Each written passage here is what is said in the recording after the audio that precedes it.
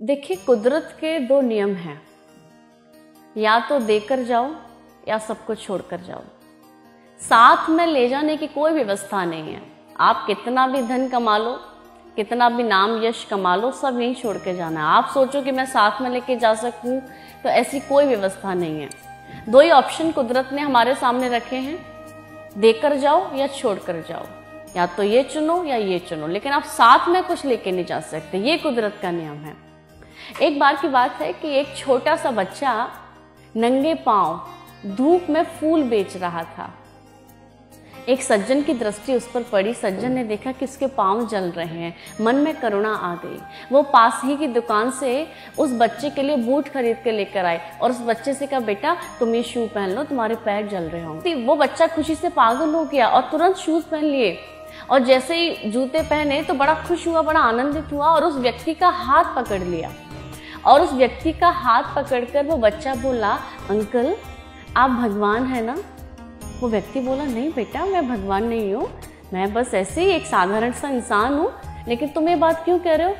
तो बच्चा बोला, अंकल फिर आप पक्का ना भगवान के दोस्त होंगे। वो व्यक्ति बोला, लेकिन कैसे? क्योंकि अंकल आप जानते हैं, कल रात मैंने ना भगवान को प्रार्थना किया था, भगवान से अरदास की थी कि ठाकुर जी मेरे पैर धूप में बहुत जलते हैं, आप मुझे बूट ला के दे दो ना। मैंने कल ही प्रार्थना की थी और देखो आज आप मेरे लिए शू लेकर आ गए।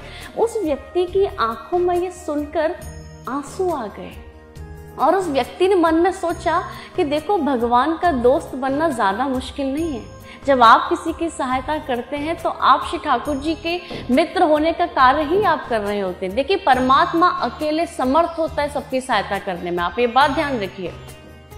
परमात्मा ने सबको बनाया है तो सबकी व्यवस्था भी कर रखी है। वो अकेला समर्थ है सबकी सहायता करने में, लेकिन वो चाहता है कि ये सौभाग्य वो आपको प्रदान करे। तो जब ऐसी स्थिति, ऐसी परिस्थिति आप देखें ना, तो कभी सहायता करने से पीछे ना हटें, क्योंकि जो दूसरों के काम आता है वो ठाकुर जी को बड़े प्यारे होते हैं। इसलिए हमेशा काम आए दूसरों के। ये शरीर परोपकार के लिए बना है। लेकिन नदियाँ कभी अपना जल नहीं पीती हैं, वृक्ष कभी अपना फल नहीं खाते। एक मानव भी है जो केवल और केवल अपने विषय में सोचता है। तो आपको सेल्फिश नहीं होना है, आपको सबके लिए काम करना है, आपको परोपकार की भावना को लेकर अपना जीवन जीना है।